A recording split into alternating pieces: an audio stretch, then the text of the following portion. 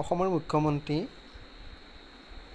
মাননীয় ডক্টৰ হিমন্ত বিশ্ব শৰ্মাই এটা অতি ভাল খবৰ ৰাজ্যৰ নিবনুৱাসকলৰ বাবে দিছে। ৰাজ্যৰ শিক্ষিত নিবনুৱাসকল অকল চাকৰিমুখী নহয়, তেওঁলোকে স্বনিৰ্ভৰশীল হোৱাৰ ক্ষেত্ৰত ৰাজ্যৰ মুখ্যমন্ত্ৰীগৰাকীয়ে অতি ভাল পদক্ষেপ গ্ৰহণ কৰিছে।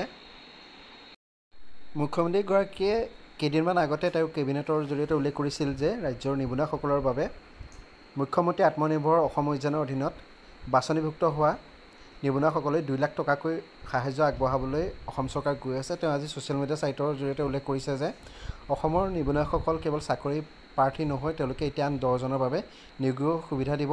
এই উপলক্ষে তেওঁলোকে এই উদ্যোগী যুৱকসকলৰ বাবে অতি শীঘ্ৰেই মুখ্যমন্ত্ৰী আত্মনিৰ্ভৰ অসম অভিযানৰ অধীনত বাছনিভুক্ত হোৱা লোকসকললৈ 2 লাখ টকাকৈ এককালীন সাহায্য আগবঢ়াবলৈ গৈ আছে। এইটো ৰাজ্যৰ নিবনুৱাসকলৰ অতি ভাল খবৰ, কাৰণ তেওঁলোকে এই 2 লাখ টকাৰ জৰিয়তে নিজৰ যিটো স্বনিয়োজনৰ বাটত তেওঁ সেইটো ইউজ কৰিব পাৰিব। ৰাজ্যৰ মুখ্যমন্ত্ৰী নিবনুৱাসকলৰ বাবে এই ভাল খবৰটো দিছে। এই ভাল খবৰটো আপোনালোকৰ লগত শ্বেয়াৰ কৰিলোঁ। ধন্যবাদ।